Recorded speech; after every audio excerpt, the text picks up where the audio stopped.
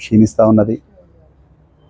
మరి 15వ తారీఖు నాడు నిరుద్యోగుల సమస్యల కోసం జాబ్ క్యాలెండర్ ఇవ్వాలని కనీసం కాంగ్రెస్ ప్రభుత్వం ఏదైతే ఎలక్షన్లప్పుడు మొదటి సంవత్సరంలోనే 2 లక్షల ఉద్యోగాలను ఏదైతే హామీ ఇచ్చిండ్రో ఆ హామీ చేయకపోయినా పర్వాలేదు, కనీసం ఈ సంవత్సరానికి 50,000 ఉద్యోగాలన్నా ఇవ్వండి అన్న ఒక పరిమితమైన డిమాండ్తోనే అశోక్ సారు ఒక ఆమరణ నిరాహార దీక్ష అనే ఒక పోరాట రూపాన్ని ఎంచుకున్నారు.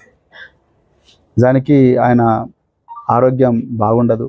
మరి ఇంతకు ముందు కూడా 3-4 సార్లు ఆమరణ నిరాహార దీక్ష చేసి ఉన్నారు. ఆయనతో పాటు చాలామంది నిరుద్యోగులు కూడా ఆమరణ నిరాహార దీక్ష చేశారు. చేసేయని ఈ రూపం అంటూ లేదు.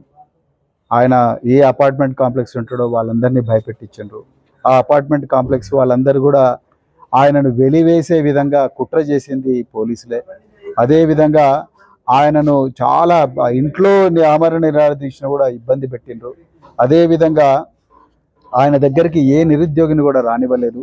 ఆయన దగ్గరికి మీడియా రానివ్వలేదు. ఆయన దగ్గరికి వచ్చిన నిరుద్యోగుల ఫోటోలు, నిరుద్యోగుల వివరాలు తీసుకొని మీరు ఇక్కడికి వస్తే రేపు మీకు ఉద్యోగం వచ్చినా ఈ యాంటిసిడెంట్ వెరిఫికేషన్లో మీరు దొరుకుతారని భయపెట్టిస్తున్నాడు రేవంత్ రెడ్డి. ఇది 3వసారి ఆయన చేస్తున్నారు. ఇళ్లకు పంపిస్తున్నారు నిరుద్యోగులు. సో నిరుద్యోగుల ఇళ్లకు కూడా పోలీసు వాళ్ళని పంపిస్తున్నారు.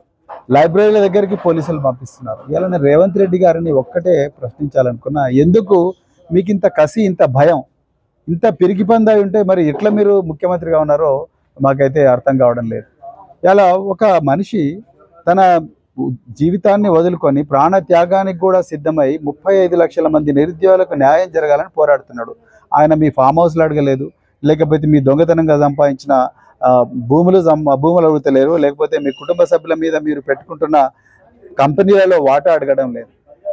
మీ ఫైనాన్స్ డిపార్ట్మెంట్కి వచ్చి 20% కమిషన్లు అడగడం లేదు. ఆయన అడుగుతున్నదంతా కేవలం నిరుద్యోగులకు కనీసం 50,000 ఉద్యోగాలు ఇవ్వండి అని. దాన్ని కూడా మీరు యాక్సెప్ట్ చేయకపోతే మరి ఎందుకున్నట్టు మీరు ముఖ్యమంత్రిగా? కనీసం ఇంతవరకు ఒక మినిస్టర్ రాలేదు, ఒక ఎమ్మెల్యే రాలేదు, ఒక ఎమ్మెల్సీ రాలేదు. అతను వచ్చి నీ డిమాండ్లు ఏంటి అని అడిగే పరిస్థితి కూడా ఈరోజు లేదు.